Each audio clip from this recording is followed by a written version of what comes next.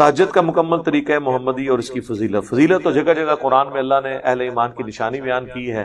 نبی علیہ السلام پہ یہ نماز فرض کی گئی. قرآن میں عسیٰ ان یبعثکم ربک مقاما محمودا، ان قریب اللہ تعالیٰ آپ کو مقام محمود پہ فائز کرے گا. نبی علیہ السلام کو اللہ تعالیٰ نے کہا رات کے وقت تہجد، اور تہجد کا ہے قرآن پڑھیں تہجد میں، یعنی تہجد کی نماز قرآن کے ساتھ. تہجد کے نفل اس لیے نہیں ہے کہ وہ 8 کی گنتی آپ نے پوری کرنی ہے. نبی علیہ السلام پورا سال پڑھتے تھے، ہمارے لیے صرف رمضان میں وہ رکھتی ہے، جسے ہم تراویح بھی کہتے ہیں، قیام اللیل بھی کہتے ہیں، تہجد بھی کہتے ہیں. اور نبی علیہ السلام نے تینوں طریقے سے پڑھے، عشاء کے فوراً ساتھ بھی، آخری پیر اٹھ کے بھی، درمیانی رات میں. تراویح بھی اسی طریقے سے، اور جہرن بھی پڑھی، سرن بھی پڑھے.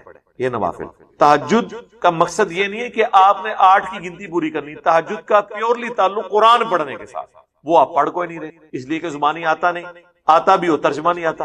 تو میرے بھائی جس کو تہجد کا شوق ہے تو وہ قرآن اپنے مصحف اٹھا کے ترجمے والا، اگر اسے عربی نہیں آتی، یا mobile phone air flight mode میں کر کے اس سے تلاوت کرے ساتھ ساتھ عربی، اس طرح قرآن پڑھے تو تہجد کا فائدہ ہے. باقی وہ خالی ایک لیپ اپ ہوتی ہے، آپ بے شرطی کریں. وہ 2 رکعتیں کم از کم ہے، زیادہ زیادہ 8 ہیں.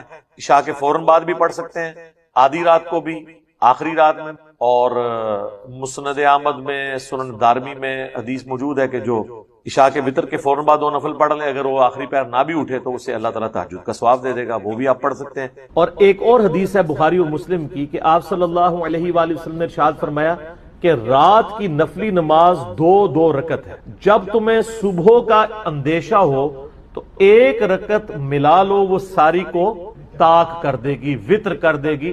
وطر عربی میں کہتے ہیں تاک کو، آڈ کو انگلش میں. صحیح بخاری میں حدیث ہے نا کہ اللہ وطر ہے اور وطر کو پسند فرما، یعنی اللہ بھی تو آڈ ہے نا، ایک ہے نا، تو اللہ کو وطر پسند ہے. تو 1 رکعت وہ سب کے سب کو وطر بنا دے گی. یعنی وہ ساری کی ساری نماز جو ہے وہ ایون میں جب آپ 1 رکعت ایڈ کریں گے وہ خود بخود آڈ بن جائے گی. کیونکہ عشاء کے 4 فرض ہیں، اس کے بعد 2 سنتیں ہیں. عشاء سے پہلے 2 سنتیں بھی پڑھ سکتے ہیں، 4 بھی پڑھ سکتے ہیں، 6 بھی، جتنے مرضی پڑھیں. پہلے والی تو کوئی قید نہیں. وہ ساری نماز رہتی تو ایون ہی ہے، وہ وطر ہی اس کو پوری نماز کو طاق کرتا ہے، آڈ کر دے، وطر کر دے.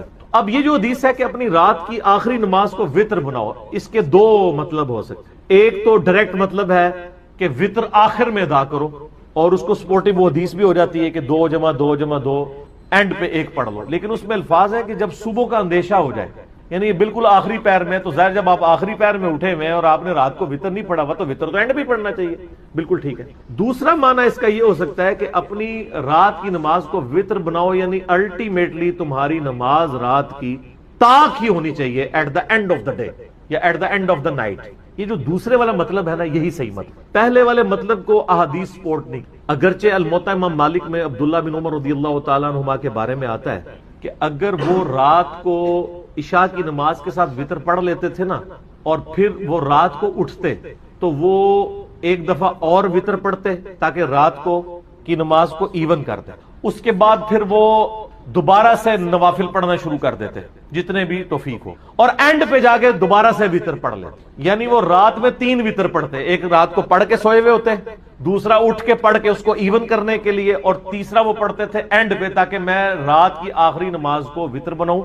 عبداللہ بن عمر یہی فارم لیا کرتے تھے کہ اپنی رات کی نماز کو وطر بناؤ سے مطلب یہ ہے کہ وطر اینڈ پہ پڑھنے سے. یہ انہوں نے فارم لیا ہوا تھا، اور یہ فارم ان کا احادیث سے سپورٹیو نہیں تھا، ان کا ذاتی فارم تھا. کیونکہ مسند ابن الجعد، آپ کو پتا نا ابن الجعد ایک محدث ہے، احمد بن حنبل کے استاد ہیں، ان کی بھی ایک مسند ہے. اس میں یہی جب روایت آتی ہے نا الموطا امام مالک والی، تو اس میں عبداللہ بن عمر خود کلیئر فرماتے ہیں کہ یہ جو میں اجتہاد کرتا ہوں نا کہ میں رات کو 3 دفعہ وطر پڑھ لیتا ہوں، پہلے وطر پڑھے پھر اس کو ایون کیا، وطر پڑھ کے پھر اینڈ پہ وطر، یہ میری ذاتی رائے ہے. میں نے نبی علیہ السلام یا خلفائے راشدین کو ایسا کرتے ہوئے نہیں دیکھا. تو جب کسی کی ذاتی رائے ہے نا تو وہ پھر خطا بھی کھا سکتا. اگرچہ وہ جو حدیثیں ہیں کہ نماز آخری وطر بناؤ، اس کے راوی عبداللہ بن عمر ہیں، اوورآل رول یہی ہے کہ جو راوی حدیث ہے وہ اپنی حدیث کے فہم کو جانتا ہے. لیکن یہاں راوی حدیث خود کہہ رہا ہے کہ یہ فہم میں جو بنا رہا ہوں نا نبی علیہ السلام سے نہیں میں نے سیکھا، میرا ذاتی ہے. تو سر غلطی ہو جاتی ہے، اور اس مسئلے میں ان کو ہوگی غلطی.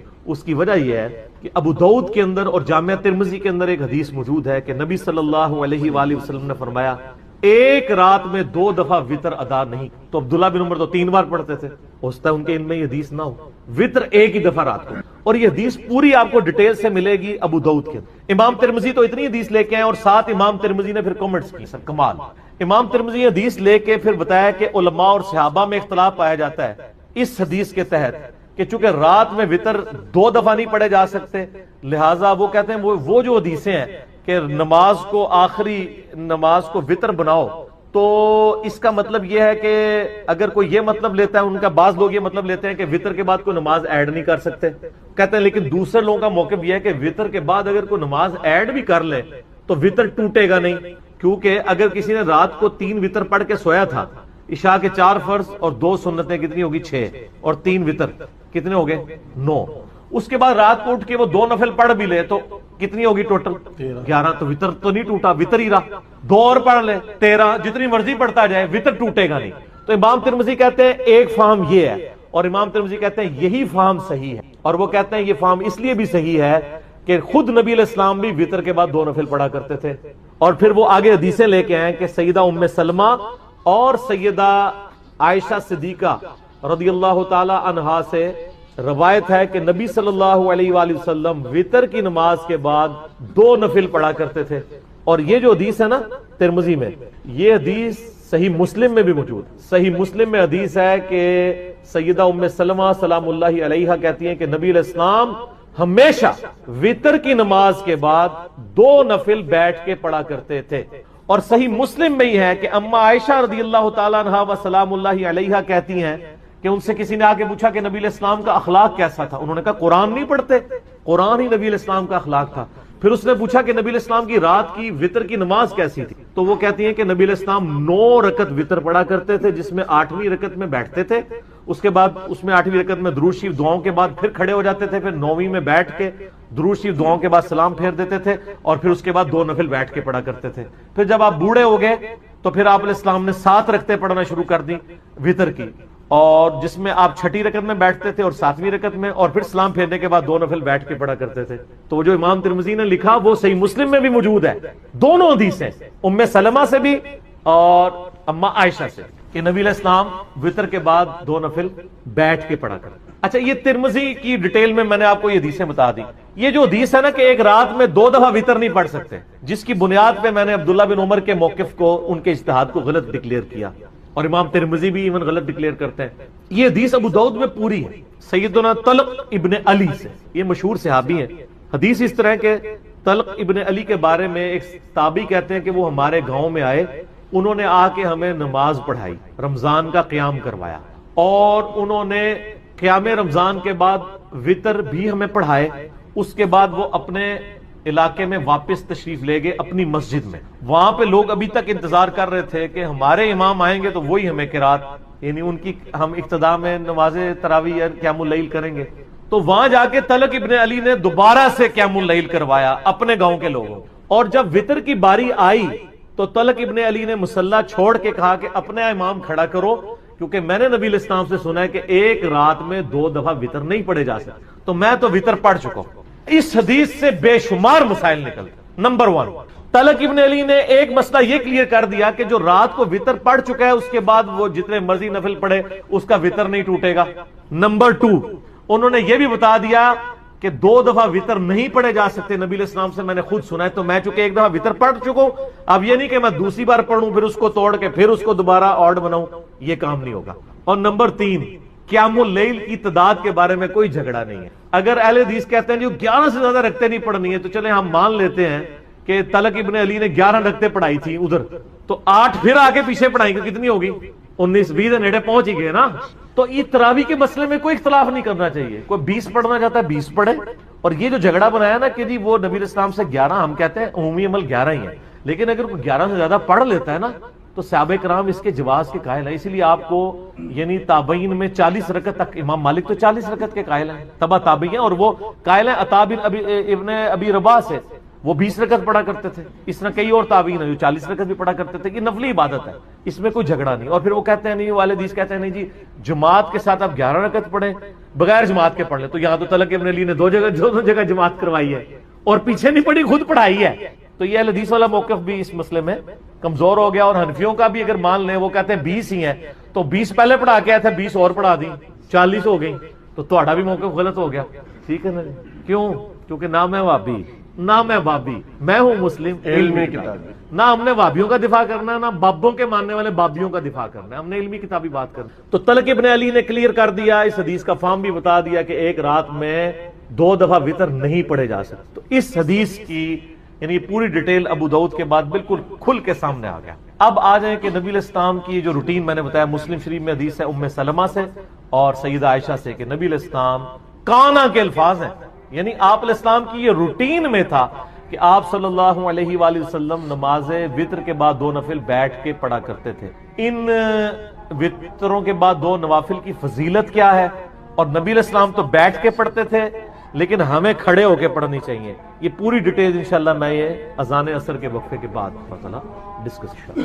وقفے سے پہلے میں نے عرض کیا تھا کہ آپ صلی اللہ علیہ وآلہ وسلم یہ 2 نوافل بیٹھ کے پڑھا کرتے تھے۔ صحیح مسلم میں 2 روایتیں ہیں، سیدہ ام سلمہ سے بھی اور سیدہ عائشہ سے بھی، اور امام نسائی رحمۃ اللہ علیہ نے بھی سنن نسائی کے اندر یہ حدیثیں لی ہیں اور اس کے اوپر باب باندھا ہے انہوں نے کہ نماز وتر اور فجر کے درمیان نوافل پڑھنے کا جواز، انہوں نے فارم بھی لکھ دیا، وہ کہتے ہیں سلف کا فارم، تو انہوں نے فارم ثابت کی، جواز کیا سنت، انہی احادیث کو انہوں نے دلیل بنایا۔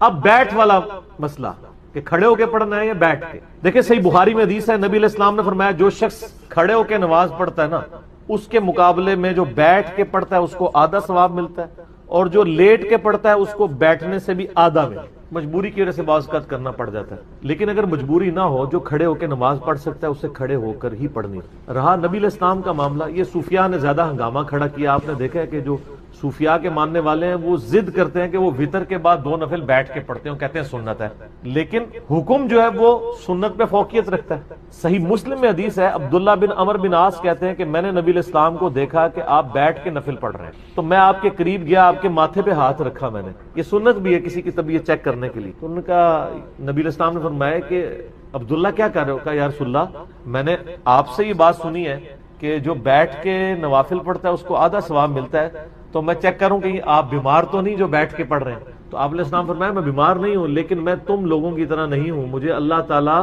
بیٹھ کے بھی مکمل نماز۔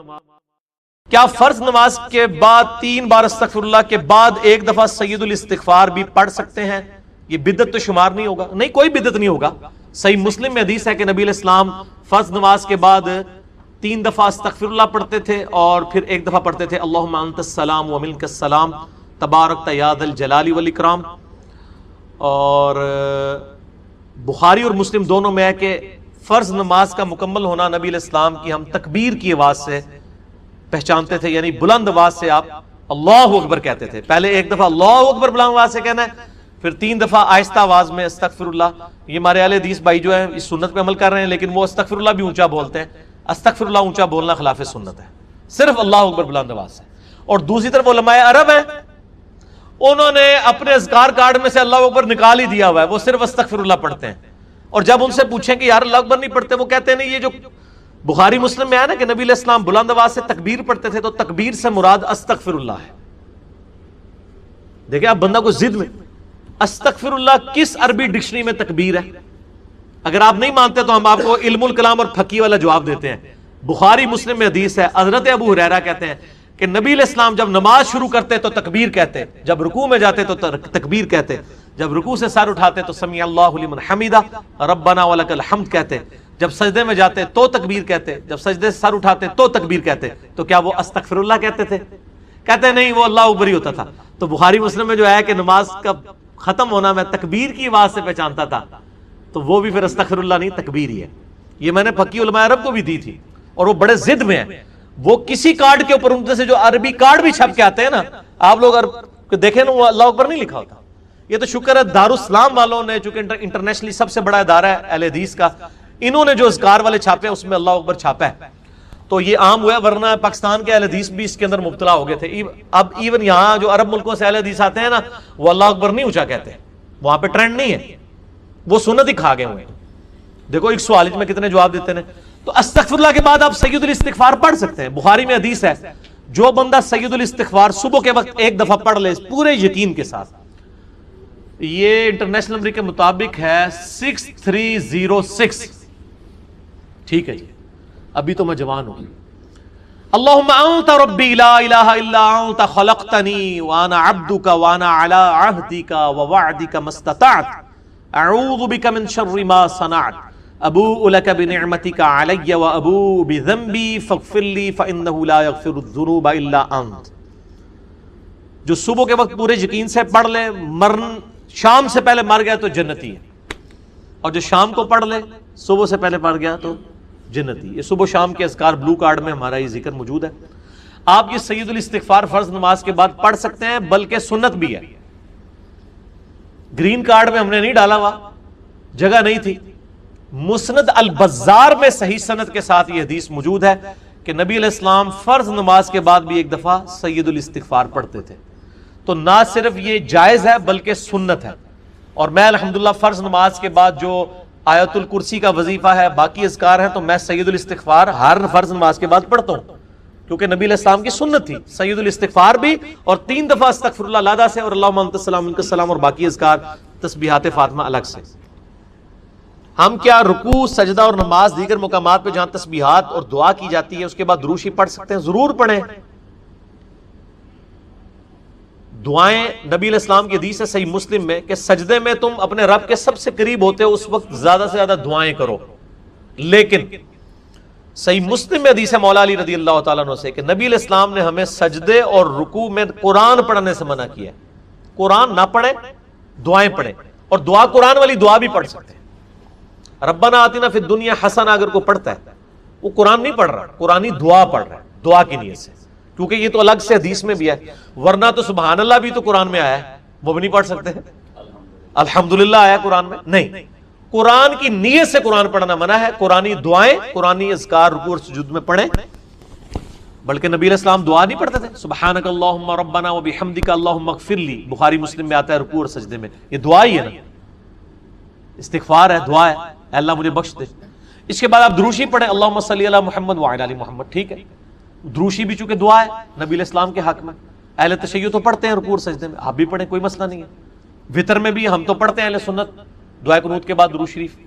جنازے میں بھی پڑھتے ہیں درود شریف، ہر نماز کے تشہد میں پڑھتے ہیں درود شریف. رکوع میں سجدے والی دعا منہ سے نکل جائے یا سجدے میں رکوع والی، تو کیا سجدہ صاحب ہوگا؟ کوئی نہیں کرنا ہوگا، بلکہ کئی دعائیں تو کامن ہیں. صحیح مسلم میں کہ رکوع اور سجدے میں نبی علیہ السلام پڑھتے تھے سبوح قدوس رب الملائکۃ والروح. بخاری مسلم دونوں میں ہے کہ نبی علیہ السلام رکوع اور سجدے دونوں میں پڑھتے تھے سبحانک اللہم ربنا وبحمدک اللہم اغفر لی. دعائیں کامن ہیں. ایک دعا ہے جو ڈیفرنٹ ہے، جو ترمذی میں آئی ہے کہ نبی علیہ السلام حکم دیتے کہ رکوع میں پڑھیں سبحان ربی العظیم اور سجدے میں پڑھیں سبحان ربی الاعلیٰ. یہ انٹرچینج بھی ہو جائیں، اصل مقصد تسبیحات ہے. سجدہ صاحب واجب نہیں ہوگا، نماز ہو جائے گی. کیا درس کے دوران بندہ دل سے کوئی ذکر کر سکتا ہے یا درس خاموشی سے سنے؟ کر سکتے ہیں ذکر. جمعے کے خطبے کا پروٹوکول ہے کہ اس کے دوران آپ نے کچھ نہیں کرنا. ویسے نبی علیہ السلام کا نام آ گیا صلی اللہ علیہ وآلہ وسلم کر لیں، لیکن مسلسل تسبیح لے کے بیٹھے ہوئے آپ، تقریر نہیں آپ سن رہے امام کی، خطیب کی، یہ غلط ہے. باقی اس کا وہ پروٹوکول نہیں ہے، بہتر ہے کہ اس میں بھی نہ کریں. لیکن اگر آپ اس کے ذکر کرنے کے دوران مجھے سن بھی صحیح اٹینٹیو ہو کہ یہ پیرلل میں دونوں کام کر رہے ہیں تو جائز ہے. میں نہیں کہنا کہ میرا ضروری سننا ہے. بعض لوگ ہوتے ہیں جن کی زبان چلتی ہے، میں خود بھی مطلب کئی مجلسوں میں بیٹھتا ہوں، درود شریف پڑھتا رہتا ہوں، میں بات بھی سن رہا ہوتا ہوں. بلکہ ہم تو اب اتنے تیز ہو گئے ہیں، ہماری تو 4 آنکھیں اور 10 کان ہوتے ہیں. لوگوں کے ساتھ وہ دعوت و تبلیغ کی وجہ سے جڑ کے تو 3 نمازیں بھی سمجھ آ رہی ہوتی کہ وہ کہنا ہے، تو جائز ہے.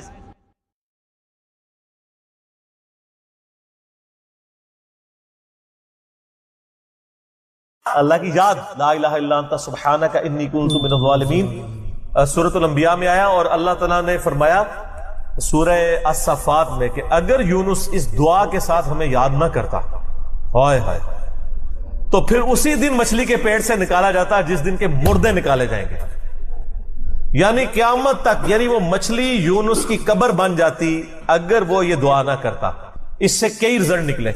ایک تو رزلٹ یہ نکلا کہ یہ دعا اللہ کو اتنی محبوب ہے کہ وہ اللہ جس کا جلال اتنا ہے کہ وہ اپنے پیغمبر کو بھی کہہ رہا ہے کہ تو نے قیامت والے دن ہی نکلنا تھا، کہ مجھے اتنا غصہ ہے تیرے اوپر، گناہ کے اوپر نہیں، لغزش کے اوپر. وہ غصہ بھی ٹھنڈا ہوگا. اس لیے میں کہتا ہوں سب سے بیسٹ استغفار جو آئے ہیں ان میں سے ایک لا الہ الا انت سبحانک انی کنت من الظالمین ہے، اور جامعہ ترمذی میں حدیث ہے جو شخص بھی یونس کی دعا کے ساتھ اللہ کی طرف متوجہ ہوا اللہ اسے محروم نہیں لوٹائے گا. یہ اسماء اعظم میں سے ہے، اور قرآن میں بھی ہے کذالک ننجی المؤمنین، مومنین کو بھی ہم نجات دیں گے جو یہ یونس کی طرح دعا مانگے گا. یہ تو قرآن میں بھی ذکر ہے. لا اچھا اس کی دیکھیں ترجمہ کتنا پیارا ہے، لا الہ الا انت، کوئی معبود نہیں سوائے تیرے، سبحانک اللہ تو تو غلطیوں سے پاک ہے، انی کنت من الظالمین میں تو انسان ہوں، غلطیاں کروں گا. یار اس سے بہتر انداز ہو سکتا ہے کہ یا اللہ تو تو غلطی اس لیے نہیں کرتا کہ تو پاک ہے، تو پاک تو صرف تو ہے، مخلوق تو اس لیول پہ پاک ہو ہی نہیں سکتی. اس لیے ورنہ تو ہم مخلوق کو بھی سبحان پیغمبروں کے ساتھ بھی لگا رہے ہوتے ہیں.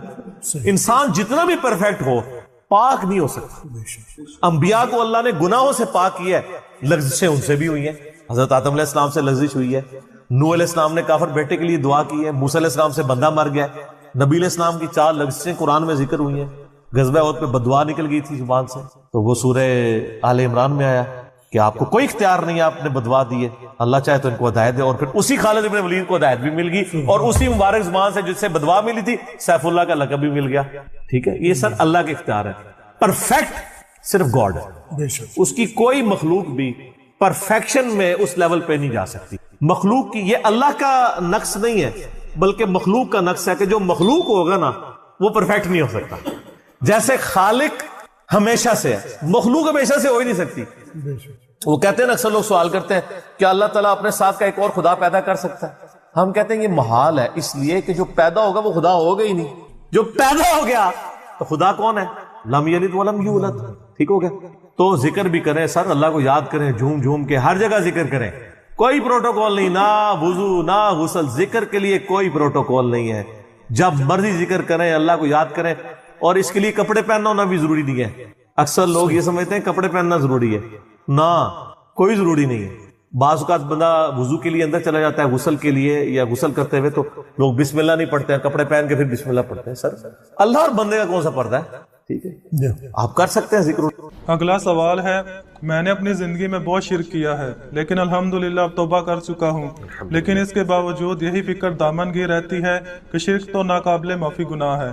معلوم نہیں کہ میری توبہ قبول ہوگی بھی یا نہیں، مجھے بتائیں میں کیا کروں. آپ سب سے پہلے تو اس طرح کے خیالات سے توبہ کریں جو آپ کر رہے ہیں. ٹھیک ہے، اس کی وجہ یہ ہے کہ سورہ التوبہ کی آیت نمبر 70 میں اللہ تعالیٰ نے فرمایا کہ جو شخص توبہ کر لے سچے دل کے ساتھ، اور اس سے پہلے بڑے بڑے گناہوں کا ذکر ہوا ہے، ان میں سے ایک شرک بھی. بلکہ اب یہ کریٹیکل سوال ہے تو میں یہ آیت پڑھ کے بھی بتا دیتا ہوں. پارہ نمبر 19 کے اندر جا کے سورہ الفرقان کی آیت نمبر ہے یہ 70. اعوذ باللہ من الشیطان الرجیم، بسم اللہ الرحمن الرحیم. ہاں جی یہ آ گیا، والذین لا يدعون مع اللہ الہا آخر.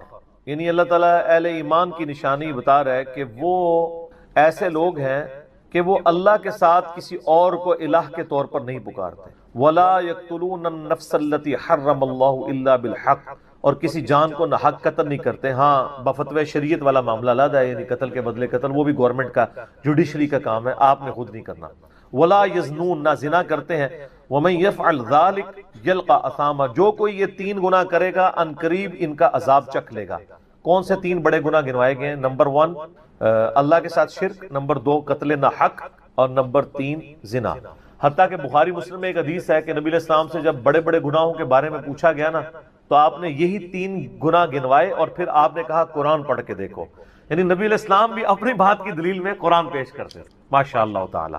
والذین لا يدعون مع اللہ الہا آخر ولا يقتلون النفس التي حرم اللہ الا بالحق ولا يزنون ومن يفعل ذلك يلقى اثاما يضاعف له العذاب يوم القیامة ويخلد فيه مهانا. جو یہ 3 گناہ کرے گا اس کے لیے عذاب دگنا کر دیا جائے گا قیامت میں، اور وہ ذلیل و خوار کر کے آگ میں یعنی جھونکا جائے گا. الا من تاب، ہاں اگر کوئی ان گناہوں سے توبہ کر لے. کون سے؟ نمبر 1 شرک، نمبر 2 قتل ناحق، اور نمبر 3 زنا. وآمن وعمل عملا صالحا، اور ایمان لے آئے، یعنی ایمان تو پہلے بھی ہوگا نہیں، صحیح والا ایمان، اور نیک عمل کرے. فاولئک یبدل اللہ سیئاتہم حسنات، تو پھر ایسے شخص کے گناہوں کو بھی اللہ تعالیٰ نیکیوں سے بدل دے گا.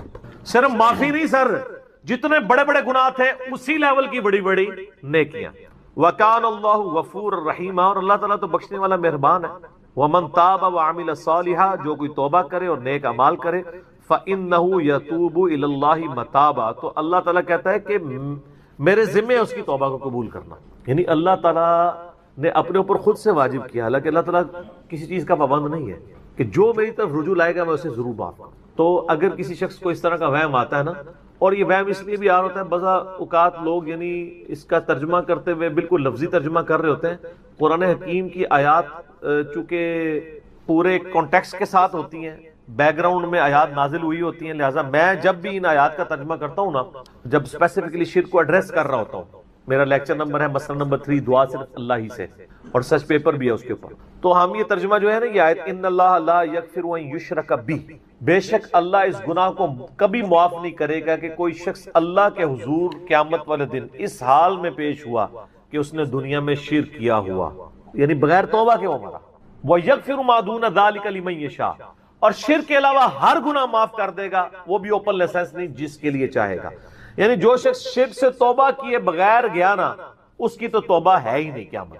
ہاں دنیا میں کر گیا وہ معاملہ علیحدہ ہے، قیامت میں اللہ سے اس حال میں ملا کہ اس نے دنیا میں شرک کیا ہوا اور توبہ نہیں کی، تو اللہ تعالیٰ اس کا گناہ معاف نہیں. وَمَن يُشْرِكْ بِاللَّهِ فَقَدْ ضَلَّ ضَلَالًا بَعِيدًا، جو کوئی شرک کرتا ہے وہ گمراہی میں دور جا پڑا. وَلِعَوْذُ بِاللَّهِ تَعَالَى. دنیا میں تو میرے بھائی جامعہ ترمذی میں حدیث ہے، نبی علیہ السلام نے فرمایا موت کے غرغرے سے پہلے اللہ تعالیٰ توبہ قبول کرے.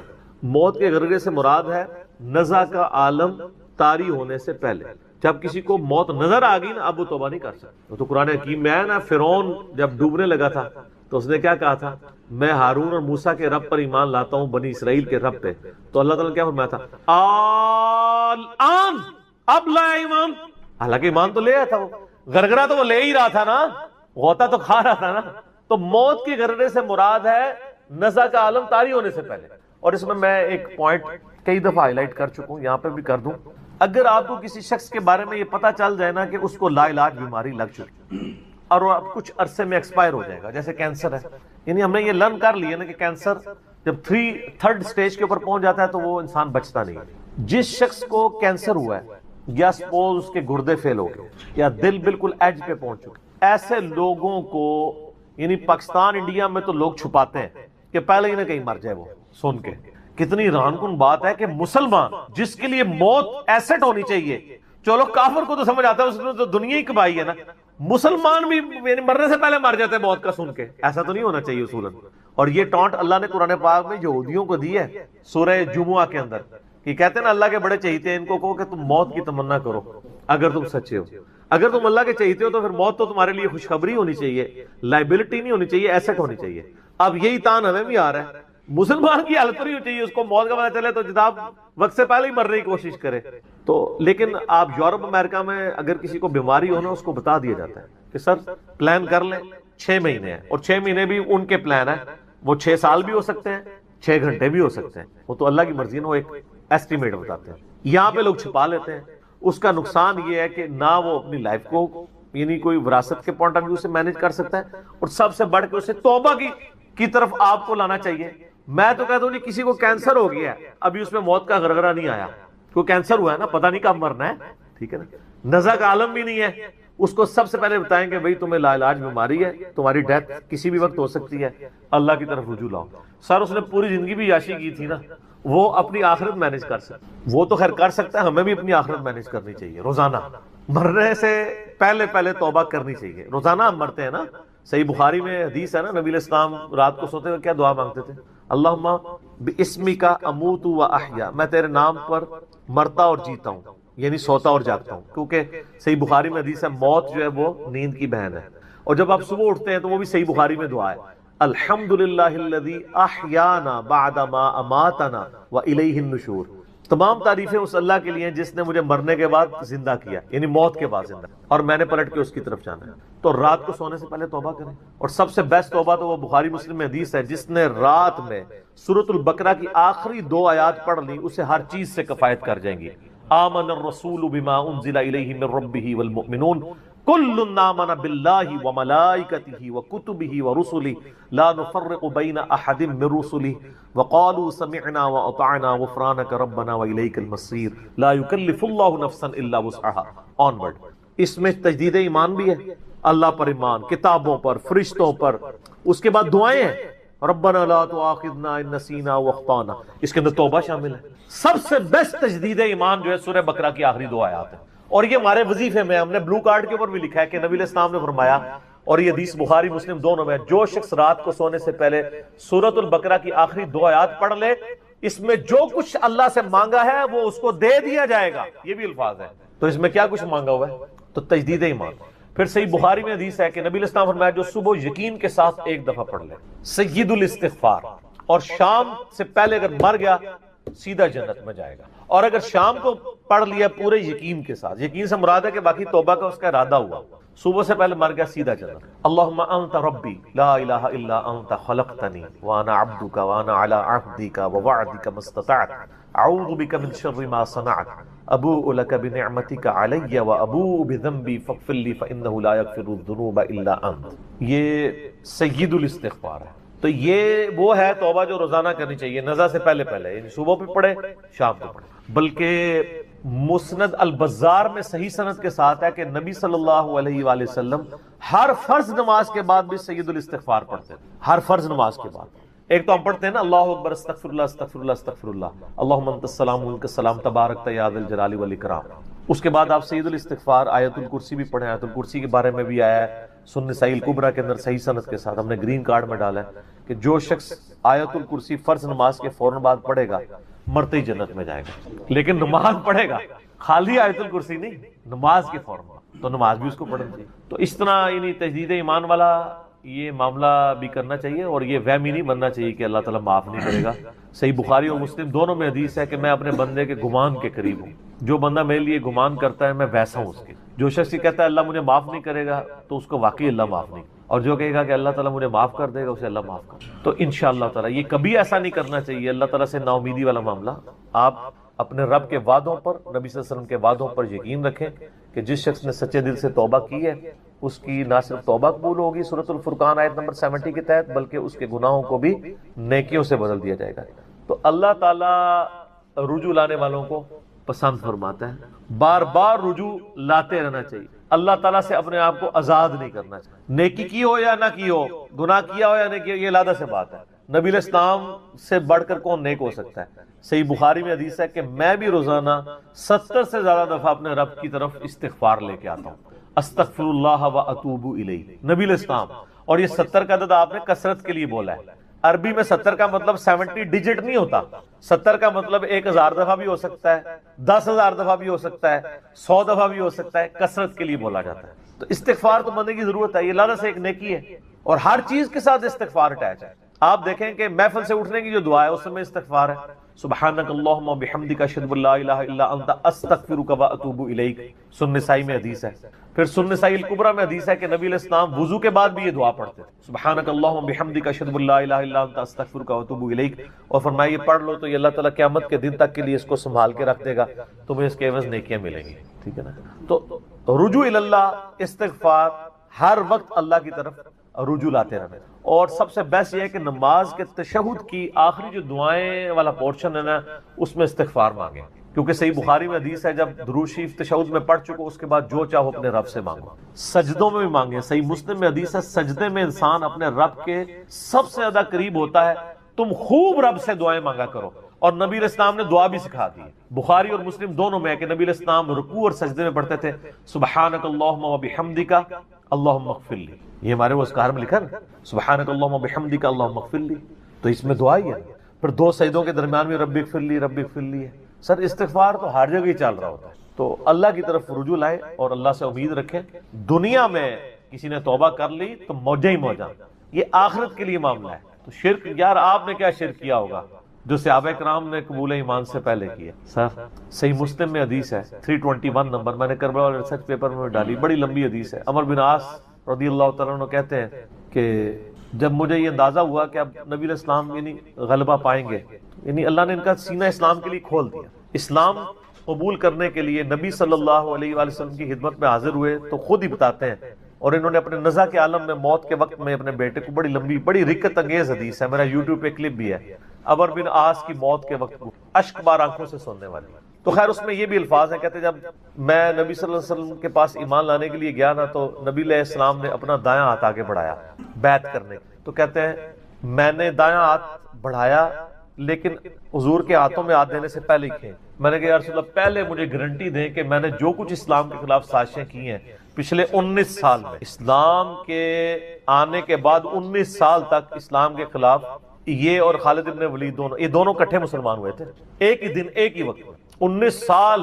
پھر اسلام کی حالت میں انہیں 19 سال نہیں ملے ہیں حضرت خالد ابن ولید، کفر میں ملے ہیں، اسلام میں تھوڑا وقت ملا. تو حضرت عمرو بن عاص کہتے ہیں میں نے ہاتھ کھینچ لیا، میں نے کہا یا رسول اللہ پہلے گارنٹی دے میرے سارے گناہ معاف ہوں. تو آپ صلی اللہ علیہ وسلم نے فرمایا کہ اے عمر، کیا تجھے نہیں پتا کہ اسلام پچھلے کے سارے گناہوں کو معاف کر دیتا ہے، اور اللہ کی راہ میں ہجرت پچھلے کے سارے گناہوں کو معاف کر دیتی ہے، اور حج مبرور پچھلے کے سارے گناہوں کو معاف کر. تو یہ اسلام لے کر آنا کتنی بڑی دولت ہے. تو یہ تجدید ایمان کرنا، کلمہ پڑھ کے یہ اپنا تجدید ایمان والا معاملہ بھی کرتے رہنا چاہیے، یہ بھی ایک توبہ کا ذریعہ ہے.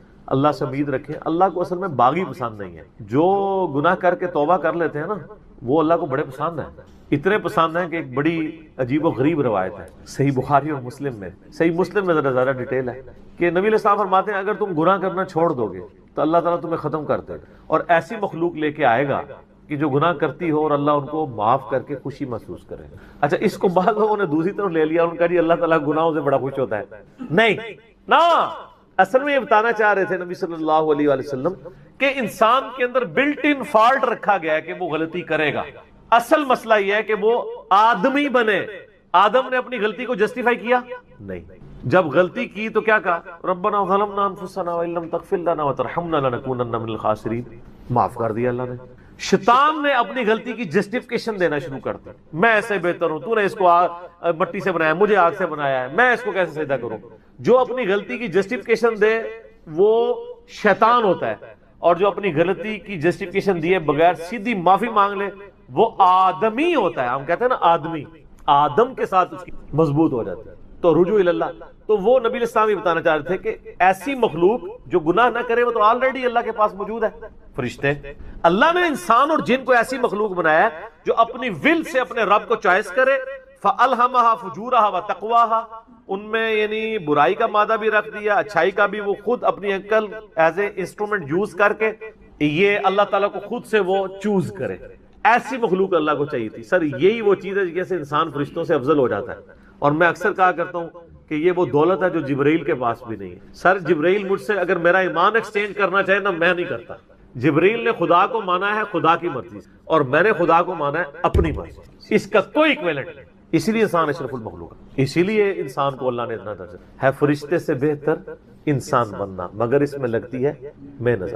انسان بنے، آدمی بنے، یہ نہ ہو کہ اولئک کالانعام بل هم اضل، جو سورۃ الاعراف میں ہے کہ وَلَقَدْ ذَرَأْنَا لِجَهَنَّمَ كَثِيرًا مِنَ الْجِنِّ وَالْإِنسِ، جنوں اور انسانوں کی اکثریت دوزخ کے لیے ہی پیدا ہوئے ہیں. یہ اللہ نے ایکسپرٹ اوپینین دیا، یہ نہیں ہے کہ میں نے دوزخ کے لیے ان کو بنایا.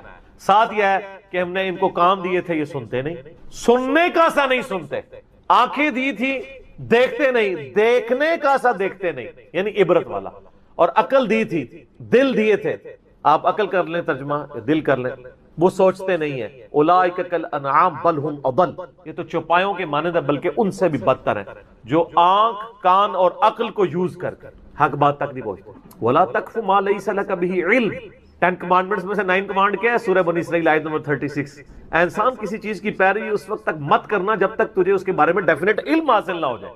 ان السمع والبصر والفؤاد كل اولئک كان عنه مسؤولا، بے شک کان، آنکھیں اور عقل ان کے بارے میں پوچھا جائے گا تم نے ان کو یوز کر کے حق بات تک پہنچنے کی کوشش کیوں نہیں کی ہے.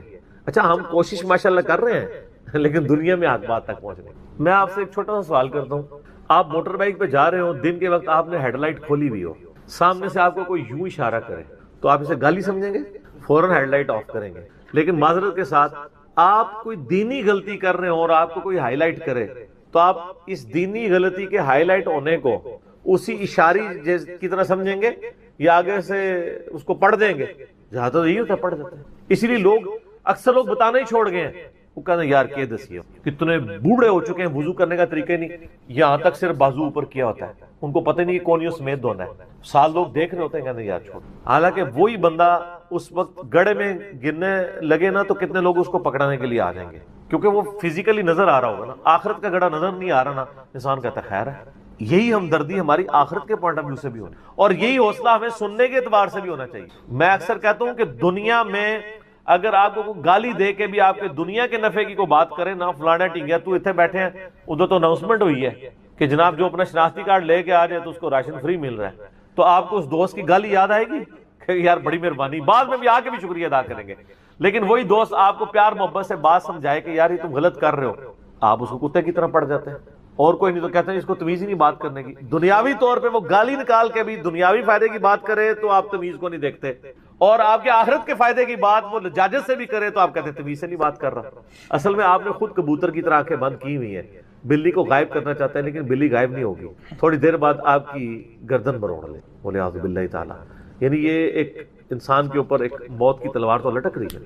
ٹھیک ہو گئے تو ان کو کہ بے فکر رہیں، توبہ قبول ہے انشاءاللہ تعالی. اگلا سوال، کیا فرض نماز کے بعد 3 بار استغفر اللہ کے بعد ایک دفعہ سید الاستغفار بھی پڑھ سکتے ہیں؟ یہ بدعت تو شمار نہیں ہوگا؟ نہیں، کوئی بدعت نہیں ہوگا.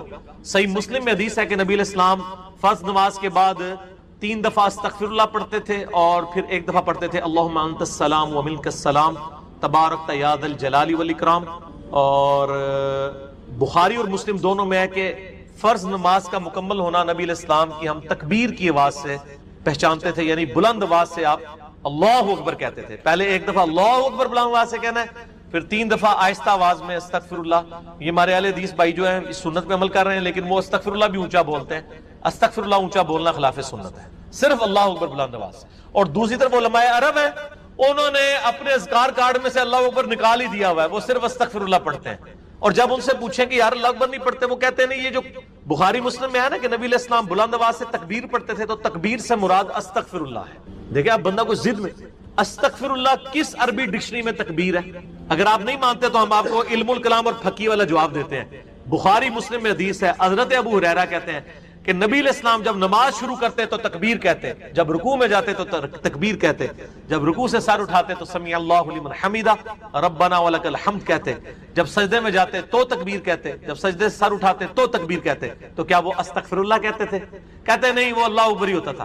تو بخاری مسلم میں جو ہے کہ نماز کا ختم ہونا میں تکبیر کی آواز سے پہچانتا تھا، تو وہ بھی پھر استغفر اللہ نہیں، تکبیر ہی ہے. یہ میں نے فقی علماء عرب کو بھی دی تھی، اور وہ بڑے ضد میں ہیں. وہ کسی کارڈ کے اوپر ان سے جو عربی کارڈ بھی چھپ کے آتے ہیں نا، آپ لوگ اگر دیکھیں نا وہ اللہ اکبر نہیں لکھا ہوتا. یہ تو شکر ہے دارالاسلام والوں نے، چونکہ انٹرنیشنلی سب سے بڑا ادارہ ہے اہل حدیث کا، انہوں نے جو اذکار والے چھاپے اس میں اللہ اکبر چھاپا ہے، تو یہ عام ہوا ہے. ورنہ پاکستان کے اہل حدیث بھی اس کے اندر مبتلا ہو گئے تھے. اب ایون یہاں جو عرب ملکوں سے اہل حدیث آتے ہیں نا، وہ اللہ اکبر نہیں اونچا کہتے ہیں، وہاں پہ ٹرینڈ نہیں ہے، وہ سنت ہی کھا گئے ہوئے. دیکھو ایک سوال میں کتنے جواب دیتے ہیں. تو استغفر اللہ کے بعد آپ سید الاستغفار پڑھ سکتے ہیں. بخاری میں حدیث ہے جو بندہ سید الاستغفار صبح کے وقت ایک دفعہ پڑھ لے پورے یقین کے ساتھ، یہ انٹرنیشنل نمبر کے مطابق ہے 6306. ٹھیک ہے، ابھی تو میں جوان ہوں. اللہم انت ربی لا الہ الا انت خلقتنی وانا عبدک وانا علی عہدک ووعدک ما استطعت اعوذ بک من شر ما صنعت ابوء لک بنعمتک علی وابوء بذنبی فاغفر لی فانہ لا یغفر الذنوب الا انت. جو صبح کے وقت پورے یقین سے پڑھ لے، شام سے پہلے مر گیا تو جنتی، اور جو شام کو پڑھ لے صبح سے پہلے پڑھ گیا تو جنتی. یہ صبح شام کے اذکار بلو کارڈ میں ہمارا یہ ذکر موجود ہے. آپ یہ سید الاستغفار فرض نماز کے بعد پڑھ سکتے ہیں، بلکہ سنت بھی ہے. گرین کارڈ میں ہم نے نہیں ڈالا ہوا، جگہ نہیں تھی. مسند البزار میں صحیح سند کے ساتھ یہ حدیث موجود ہے کہ نبی علیہ السلام فرض نماز کے بعد بھی ایک دفعہ سید الاستغفار پڑھتے تھے. تو نہ صرف یہ جائز ہے بلکہ سنت ہے. اور میں الحمدللہ فرض نماز کے بعد جو آیت الکرسی کا وظیفہ ہے، باقی اذکار ہیں، تو میں سید الاستغفار ہر فرض نماز کے بعد پڑھتا ہوں، کیونکہ نبی علیہ السلام کی سنت تھی سید الاستغفار بھی، اور 3 دفعہ استغفر اللہ لادا سے، اور اللہم انت السلام منک السلام، اور باقی اذکار. اور یہ تو میں صرف سمجھانے کے لیے کہہ رہا ہوں، یہ تو آپ گن بھی نہیں سکتے. قرآن پاک میں اللہ تعالیٰ نے فرمایا نا کہ اللہ کی نعمتیں اتنی زیادہ ہیں کہ تم انہیں شمار کرنا چاہو تو شمار بھی نہیں کر سکتے. تو وہاں سے اللہ تمہیں رزق دے گا، تمہیں گمان بھی نہیں. اب رزق کے لیے ضروری نہیں ہے کہ آپ کے پاس مال و دولت اور آپ کے ایسٹس بڑھ جائیں. یہ بھی اللہ تعالیٰ کا بہت بڑا رزق ہے کہ آپ کے پاس جو تھوڑے بہت ایسٹس ہیں وہ سلامت ہیں. کسی ایک میڈیکل کیس کسی گھر کے اندر 1 کروڑ پڑتی بندے کو بھی لا کے زیرو پہ کھڑا کر سکتے. آپ کی زندگی میں کئی ایسے کیسز ہوئے ہوں گے جدادیں تک بک جاتی ہیں. اور مجھے واصف علی واصف صاحب کی بات یاد آ گئی. وہ کہتے ہیں میں وہ مسجد میں بیٹھا ہوا تھا تو ایک بندے کو میں نے دیکھا کہ وہ دعا مانگ رہا ہے کہ یا اللہ 25 سال پہلے جو میں نے دعا تو سے کی تھی وہ واپس لے لے, بس یہ دعا کر رہا ہے. کہتے ہیں وہ فارغ ہوا تو میں نے اس سے پوچھا کیا ہوا. اس نے کہا جی 25 سال پہلے میں نے اللہ سے رو رو کے ایک بیٹا مانگا تھا, میری بیٹی ہی تھی صرف, اور وہ بیٹا میرے گاٹے فٹ ہو گیا, یعنی وہ نشے میں مبتلا ہو گیا, سارا گھر کا مال اس نے بیچ دیا, مجھے کنگال کر دیا. تو میں اللہ سے کہہ رہا ہوں یا اللہ یہ اولاد واپس ہی لے لے. تو یہ بھی تو ہو سکتا ہے. سورہ توبہ میں آتا ہے, اللہ تعالیٰ آتا ہے اپنے جو فاسق و فاجر لوگوں کے بارے میں کہ اللہ تعالیٰ چاہتا ہے کہ ان کی اولاد کو ہی ان کے لیے عذاب بنا, اولاد بھی عذاب بن سکتی. اسی لیے میں دعا کیا سکھائی گئی ہے, ربنا حب لنا من ازواجنا وذریاتنا قرۃ اعین وجعلنا للمتقین اماما. اے اللہ ہماری بیویوں اور ہماری اولاد میں آنکھوں کی ٹھنڈک بنا اور ہمیں پرہیزگاروں کا امام بنا, ہماری آنے والی نسلیں پرہیزگار ہوں, ورنہ یہ تو مصیبت بھی گلے پڑ سکتی. تو ایک میڈیکل کیس آپ کو کہاں سے کہاں لے کے جا سکتے, ایک بچے کا نافرمان ہونا آپ کو کہاں سے کہاں لے کے جا سکتے. اور اس سے بڑی ناکامی تو آخرت کی ناکامی ہے. ایسا بچہ بھی ہو سکتا ہے کہ جو آپ کی دنیا تو برباد نہ کرے لیکن آخرت برباد کر دے, اس کی وجہ سے آپ گناہوں میں مبتلا ہو جائے. تو یہ بھی رزق کی ایک فارم ہے. رزق صرف یہ نہیں ہے کہ آپ کے لیے مال پانی کھل جائے, بلکہ مال سبسسٹنس لیول پہ بھی موجود ہے, لیکن آپ کو کوئی ایسی تکلیف نہیں آ رہی کہ جس کی وجہ سے آپ کا مال نہیں نکل رہا. ورنہ ایک بندہ 10 لاکھ روپے مہینے کا کماتا ہے اور 9 لاکھ روپے اس کا نکل جاتا ہے, کیا فرق پڑا اس کو, اس نے کون سا ایسٹ بنا لیا. اور جو اذیت گزار رہا ہے وہ اللہ سے, اس کو تو کوئی سوچ بھی نہیں سکتا, جو ذہنی ٹینشن ہے. صحیح بخاری مسلم میں حدیث ہے, نبی علیہ السلام فرمایا ہمیشہ اپنے سے نچلے لوگوں کو دیکھو تو تمہیں یوں اللہ تعالیٰ کی نعمتوں پر صبر نصیب ہوگا اور قناعت نصیب ہوگی, اوپر نہ دیکھو. اور پھر بخاری مسلم میں یہ حدیث ہے کہ ابن آدم کے پاس اگر سونے کی 2 وادیاں ہوں تو وہ خواہش کرے گا تیسری وادی بھی مجھے مل جائے, اس کا پیٹ صرف قبر کی مٹی بھرے. والعیاذ باللہ تعالی. بخاری مسلم دونوں میں حدیث ہے کہ انسان کہتا ہے میرا مال میرا مال میرا مال. نبی علیہ السلام فرمایا تیرا مال تو وہ ہے جو تو نے کھا پی لیا یا پہن کر بوسیدہ کر دیا یا اللہ کی راہ میں خرچ کر کے آخرت کے لیے محفوظ کر لیا. باقی جتنا مال ہے وہ تو تیرے ورثہ کا مال ہے, تو کہتا ہے میرا مال ہے. پھر بخاری مسلم دونوں میں حدیث ہے کہ نبی علیہ السلام نے فرمایا کہ انسان کے 3 دوست ہیں, ایک دوست ہی اس کی قبر تک ساتھ جاتا ہے, وہ اس کے اعمال ہیں. باقی جو 2 دوست ہیں وہ باہر ہی رہ جاتے ہیں, اس کے رشتہ دار اور مال. اب مال ساتھ جاتے ہیں, مال بھی آپ ساتھ لے کے جا سکتے ہیں, لیکن وہ مال جو آپ نے پہلے ہی اپنی زندگی میں اپنی مرضی سے اللہ کی راہ میں خرچ کر دیا, وہ اللہ کے ڈیوائن بینک میں جمع ہے. وہ قرآن پاک میں سورۃ البقرہ میں آیا 700 گنا تک کہ اللہ تعالیٰ کر کے لوٹائے گا, بلکہ یہاں تک فرمایا کہ یہ اللہ تعالیٰ کو تم قرض دے رہے ہو اور اللہ تعالیٰ اس قرض کو لوٹائے گا. دیکھیں کتنا قدردان ہے کہ دیتا اللہ ہے, اور جب اسی کے دیے ہوئے میں سے آپ اسی کی راہ میں خرچ کرتے ہیں تو وہ کہتا ہے کہ یہ تم نے مجھے قرض دی. اللہ کہتا ہے میں تمہارا مقروض ہوں, تمہیں لوٹاؤں گا. یہ ہے اللہ تعالیٰ کی قدردان. جامعہ ترمذی میں حدیث ہے, مسند امام احمد میں موجود ہے کہ نبی علیہ السلام فرمایا کہ جب بھی کوئی شخص دعا کرتا ہے وہ خالی نہیں جاتی, یا تو اس دعا کے عوض جو تم نے مانگا وہ اللہ تمہیں عطا کر دیتا ہے, یا اس سے بہتر یعنی اس کی برکت سے اللہ تعالیٰ بہتر نعم البدل دیتا ہے, تمہاری کوئی تکلیف ٹال دیتا ہے, یا پھر اس دعا کو سنبھال کے رکھتا ہے قیامت کے دن کے لیے, اور اس دعا کے ایکویلنٹ تمہیں اجر عطا فرما. تو دعا تو بہت ضروری ہے, اللہ کی طرف رجوع لانا ہے. ٹاپک اور طرف چلا جائے گا, فی الوقت اس کی طرف آپ کنسنٹریٹ کریں کہ اللہ تعالیٰ مارا ہے کہ تمہیں وہاں سے رزق ملے گا, تمہیں گمان بھی نہیں ہوگا. وَمَن يَتَوَكَّلْ عَلَى اللَّهِ, اور جو کوئی اللہ پر توکل کرے, فَهُوَ حَسْبُهُ, تو اللہ اس کے لیے کافی ہے. ان اللہ بالغ امری, اللہ تعالیٰ تو اپنا کام پورا کر کے رہتا ہے, لیکن قد جعل اللہ لكل شيء قدرا, اللہ نے ہر معاملے کے لیے ایک اندازہ مقرر کر رہا ہے. اسی کو ہم وہ کہتے ہیں نا کہ اللہ کے ہاں دیر ہے اندھیر نہیں ہے, لیکن یہ دیر بھی ہم صرف سمجھانے کے لیے کہتے ہیں, وہ دیر نہیں ہے. وہ اللہ کا رول یہی ہے کہ اللہ تعالیٰ نے کسی معاملے کو کس لیول کے اوپر جا کے ایڈریس کرنا. 23 سال تک مشرکین عرب کو دیکھیں نا مہلت ملی ہے. کتنے لوگوں نے کہا کہ دیکھو کان پک گئے ہیں ہمیں سنتے ہوئے, نبی علیہ السلام ہمیں دھمکیاں لگاتے ہیں کہ قوم عاد قوم سمود کی طرح تم بھی برباد کر دیے جاؤ گے, جب وقت کے پیغمبر کا انکار کرو گے تو عذاب تو کوئی نہیں آ رہا. اور قرآن پاک میں پھر نبی علیہ السلام کے بارے میں بھی آتا ہے کہ آپ علیہ السلام نے بھی تھوڑی سی بے صبری کا مظاہرہ کیا. سورۃ الانعام کے سٹارٹ میں آپ پڑھ کے دیکھ لیں تو اللہ تعالیٰ نے پھر جلال فرمایا کہ نبی تم چاہو تو جاؤ زمین میں کوئی سرنگ تلاش کر لو یا آسمان میں کوئی سیڑھی لگا کے ان کی مرضی کا معجزہ انہیں لا کے دکھا دو. ہم اپنے فیصلوں میں یعنی کسی کے پابند نہیں ہیں. پھر سورہ آل عمران میں آتا ہے جب غزوہ احد کے موقع پہ نبی علیہ السلام کی زبان سے بددعا نکل گئی, خالد ابن ولید کے لیے کہ اللہ تعالیٰ ایسی قوم کو کیسے ہدایت دے گا جنہوں نے اپنے نبی کا چہرہ خون سے رنگ دیا. یہ صحیح مسلم میں الفاظ ہیں. قرآن پاک میں اشارتاً اس کا ذکر ہے سورہ ال عمران میں.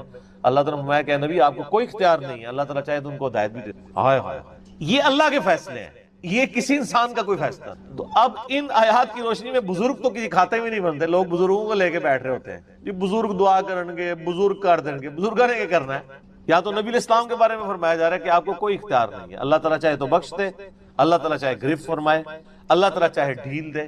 اللہ نے ہر کام کے لیے ایک اندازہ مقرر کیا ہوا ہے, وہ اسی موقع کے اوپر اللہ تعالیٰ اس چیز کو اسٹیبلش کرے. وہ اللہ کے ڈیوائن علم میں ہے کہ کب اللہ تعالیٰ نے اسلام کا غلبہ کروانا ہے. جب نہیں کروایا تو 13 سال میں 125 بندے مسلمان ہوئے ہیں, اور اگلے 13 سال کے اندر دونوں سپر پاورز بھی الٹ دی گئی ہیں. دونوں طرف ٹائم پیریڈ تو ایک ہی ہے. تو یہ اللہ تعالیٰ فیصلے فرماتا. عمر اور رزق میں برکت کے لیے کوئی وظیفہ بتا دیں.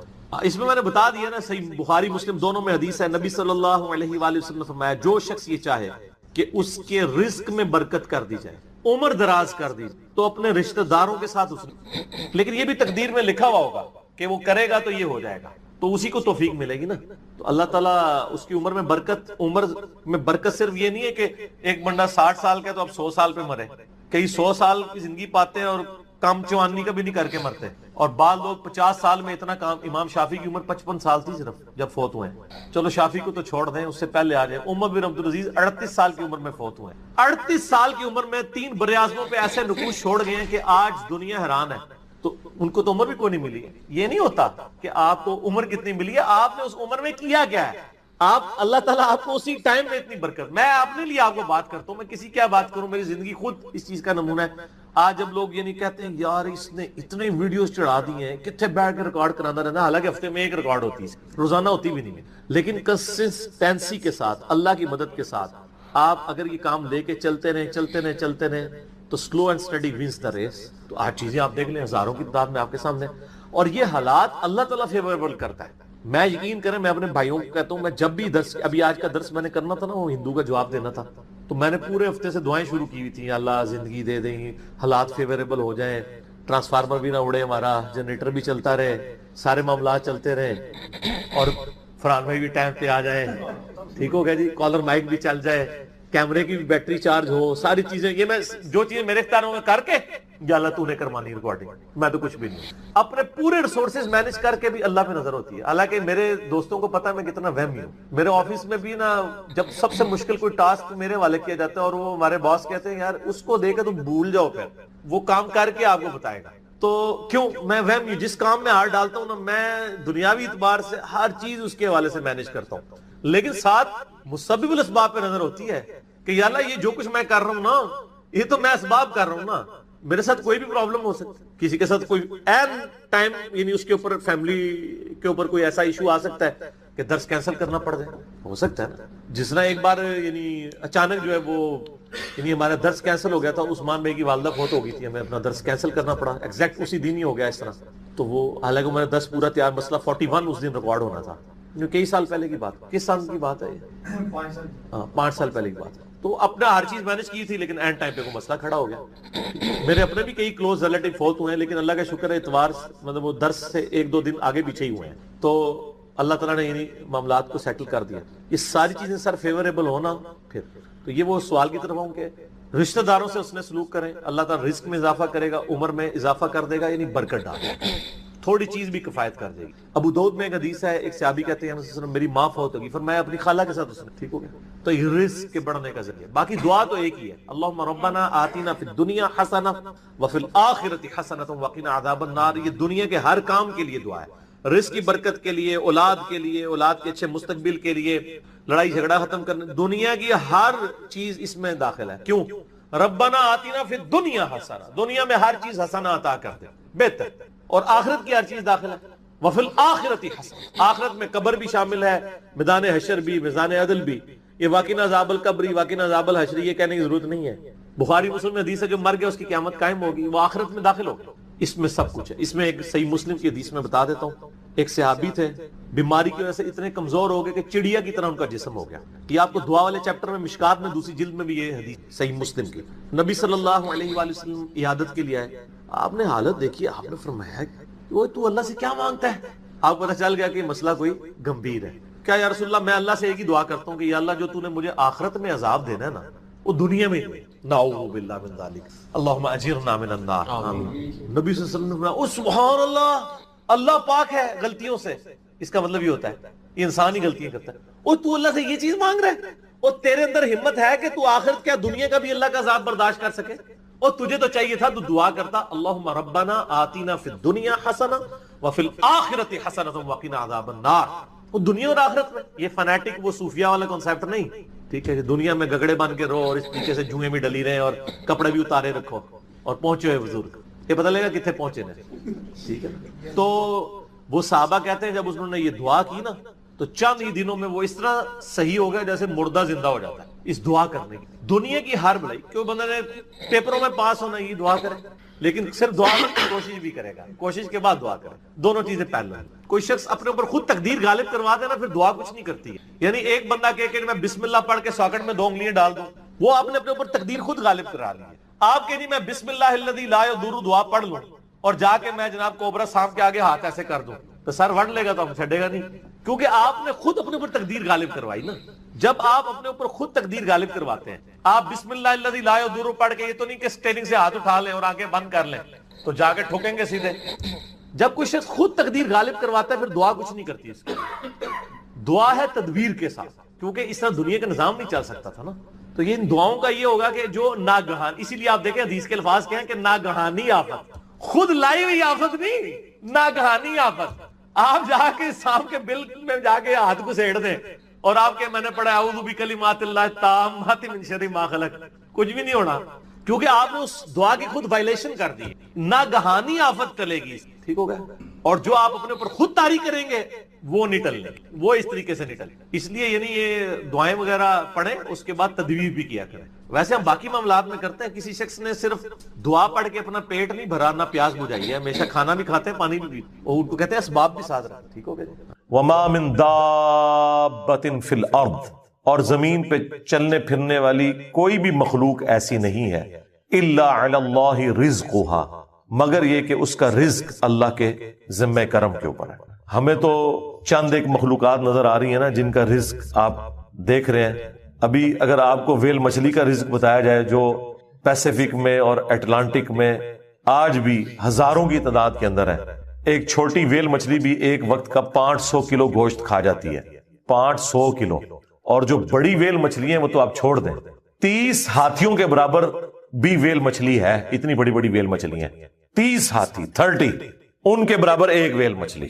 اس کا رزق بھی اللہ تعالیٰ پورا کر رہا ہے. آپ کو تو بس چڑیاں نظر آ جاتی ہیں زیادہ زیادہ، تو کسی کے دماغ میں آ سکتا ہے کہ یار چڑیوں کا رزق اللہ پورا کر رہا ہے، تو زیادہ زیادہ اتنا ہی دماغ میں رزق آتا ہے. آپ ذرا ان جانوروں کے بارے میں سوچیں، اتنے بڑے بڑے جانور سمندر کے اندر. خشکی میں تو اتنے بڑے جانور ہی نہیں ہیں جتنے پانیوں کے اندر موجود ہے، اور ان تمام کے رزق کی ذمہ داری اللہ تعالیٰ نے لی ہوئی ہے. لیکن یہ رزق کی ذمہ داری ہے کوشش کے ساتھ جڑی ہوئی ہے. یہ نہ سمجھیں کہ ویل مچھلی کے منہ میں آگے اللہ تعالیٰ کو چیز ڈال دیتا ہے، نہیں، کوشش کرنی پڑتی ہے. انسان کو بھی کوشش کرنی پڑتی ہے. اللہ نے دنیا کو اسباب کے ساتھ جوڑا ہوا ہے. ہاں کوشش کرو گے رزق ملے گا. پوٹینشلی رزق اللہ تعالیٰ نے قیامت تک کے لیے اس پلانٹ ارتھ پہ رکھ دی ہے. دیکھیں آج سے آلموسٹ 200 سال پہلے تک تو کسی کو پتہ ہی نہیں تھا کہ زمین میں انرجی کا اتنا بڑا خزانہ موجود ہے تیل کی شکل میں. 1853 میں وہ پہلا کنواں پنسلوینیا میں امریکن سٹیٹ کے اندر دریافت ہوا تھا. کرنل ایڈون نے کیا تھا. اتنی ماشاءاللہ مٹھی داڑھی تھی، ہے کرسچن تھے ویسے وہ. اور عرب ملکوں میں وہ تو 20ویں صدی کے اندر تیل نکلا ہے. 1960 کے قریب جا کے یہ تیل نکلا ہے عرب ملکوں میں. اب میرا سوال یہ ہے کہ 1300 سال تک سارے بزرگان دین آج عمرے کے لیے جاتے رہے. جو نیچے نگاہ مارتے تھے تو 7 زمینیں کراس اور اوپر عرش پہ نگاہ پہنچتی تھی. کسی بزرگ کو تیل نہیں نظر آیا عرب کی سرزمین میں. ایسے بزرگوں سے جان چھڑا سکتے تھے جو اتنے تے گئے نہیں ہونگے تے مکے مدینے تے گئے سن نا، وہ تو لنگے نے نا، کسی نے تیل نظر آیا. دنیا کو اللہ نے بقدر ایفرٹ رکھا ہے. اور یہ بھی اب مزید کوئی 50-60 سال کا تیل رہ گیا.